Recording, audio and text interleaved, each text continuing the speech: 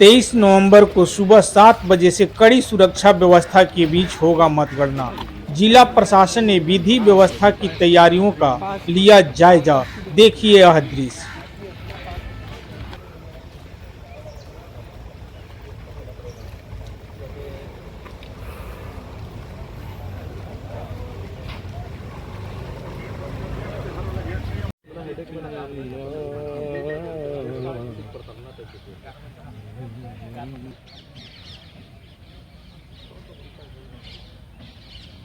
देखिए, काउंटिंग के दिन त्रिस्तरीय सुरक्षा व्यवस्था रहती है, जैसा कि चुनाव आयोग का निर्देश भी है, जिसमें कि paramilitary forces, state arm police यानी कि जैप की फोर्सेस और उसके बाद जिला बल के जवान रहते हैं।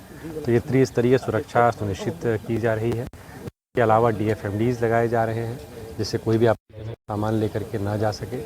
साथ ही साथ स्पेशली मैं ये बताना चाहूँगा कि कोई भी व्यक्ति जो ऑथोराइज नहीं है वो कोई इलेक्ट्रॉनिक गैजेट लेके, मोबाइल फ़ोन वगैरह लेकर के अंदर बिल्कुल नहीं जा सकता है, अनटिल अनलेस कि उसको प्रशासन ने अधिकृत किया हो। इस बात का सभी ख्याल रखें।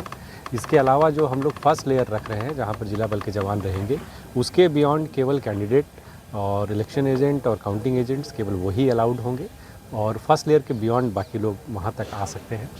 इसके अलावा पार्किंग के लिए भी अलग से हम लोगों ने व्यवस्था की है कि अनावश्यक बहुत सारी गाड़ियाँ यहाँ पर आकर के ट्रैफिक जाम की समस्या ना हो, उसके लिए पार्किंग बाहर व्यवस्था की जा रही है, जहाँ पर साइनेजेस वगैरह भी लगाए जा रहे हैं।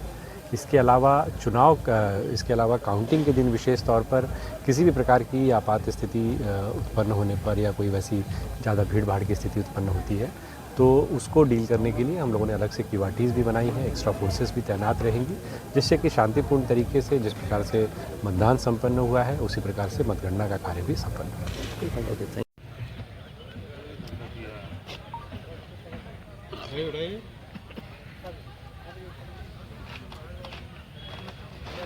ऊपर उठाए भाई, बीच में आ जा। देखिए ना ये कैसे कर रहा है।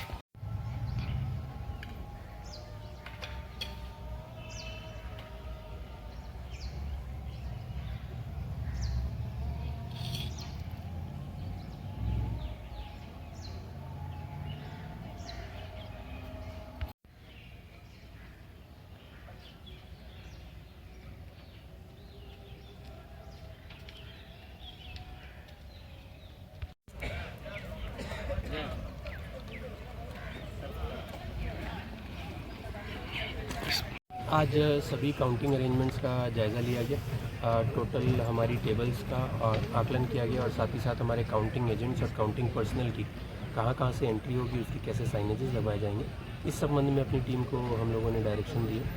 साथ ही साथ हमारे सभी वाहनों की पार्किंग की व्यवस्था, और आमजन या फिर अन्य लोग, कैंडिडेट, इलेक्शन एजेंट और हमारे काउंटिंग एजेंट्स के अलावा अन्य लोगों का जो आवागमन होगा, उस संबंध में वरीय पुलिस अधीक्षक के साथ उसकी चर्चा करी गई।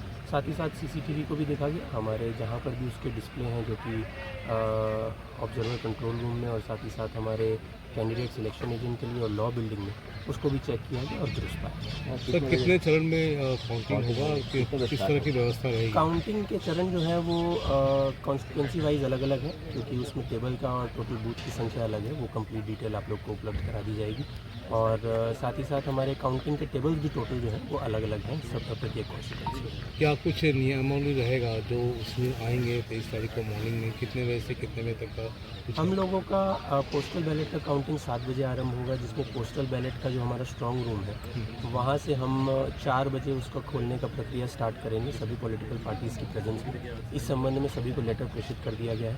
लगभग 5 बजे हम वहाँ से उसका मूवमेंट स्टार्ट कर देंगे। स्टार्ट करने के पश्चात यहाँ पर आके उसको उतारेंगे और उसकी बंडलिंग का कार्य स्टार्ट करेंगे। इसके साथ साथ हमारा 8 बजे जो है EVM का काउंटिंग स्टार्ट होगा। उसके लिए 7 बजे हम EVM के स्ट्रॉन्ग रूम को ओपन करेंगे, जिसके लिए सभी पॉलिटिकल पार्टीज़ की प्रेजेंस आवश्यक होगी।